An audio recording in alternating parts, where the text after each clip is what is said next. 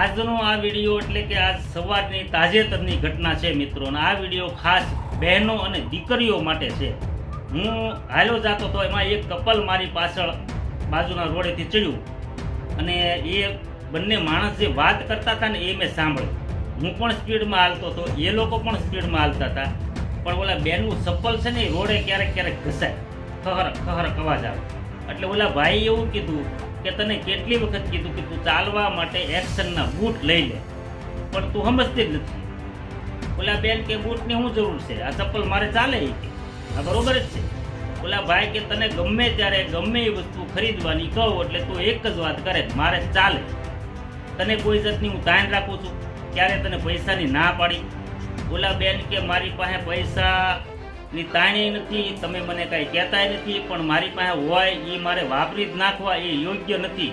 મારી પાસે કબાટમાં 90,000 રૂપિયા પડ્યા છે, મારે બૂટ લેવા હોય મારે તમારી પાસે પૈસા માગવાની પણ જરૂર નથી. પણ ઓલરેડી મારી પાસે 11 જોડી ચપ્પલ છે, અને આ જૂનામાં જૂના જે છે એ હું પહેરીને ચાલવા નીકળું છું કે તૂટી જાય, ઘસાઈ જાય તો કાંઈ વાંધો નહીં, ફેંકી દેવાના, અને બીજા પડ્યા છે એમાંથી પહેરવાના. અને કાલે સાંજે તમે શું બોલ્યા હતા તમને યાદ છે? બોલો ભાઈ કે નહીં, કે તમે ધંધેથી આવ્યા, સોફામાં બેઠા ત્યારે એમ બોલ્યા હાશ. એ હાશકારો માણસને ક્યારે નીકળે? જ્યારે થાકી જાય.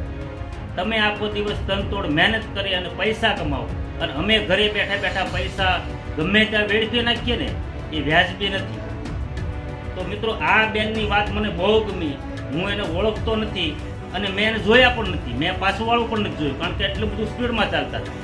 તો મેં ઓલા ભાઈને ખાલી એટલું કીધું કે ભાઈ સાહેબ તમે જે હો તે, પણ તમે સૌ ભાગશાળી. એટલે ઓલા ભાઈએ કબૂલ કર્યું, ના સાચી વાત છે તમારી મોટા ભાઈ, હું સૌ ભાગશાળી જ છે. મારી પત્ની છે એ કોઈ દિવસ ખોટો ખર્ચો કરતી જ નથી, ભગવાને મને ઘણું બધું આપ્યું છે, પણ છતાં એ છીપીને જ ચાલે છે. અને જ્યાં જરૂર છે ત્યાં એ પાછી પાની પણ કરતી નથી, ત્યાં વાપરે જ છે, પૈસા નથી વાપરતી એવું નહીં, પણ ખોટો ગેરવ્યાજબી ઉપયોગ નથી કરતી. અને બંને માણસ એકદમ હસતા હસતા જ વાત કરતા હતા, ઝઘડતા પણ નહોતા.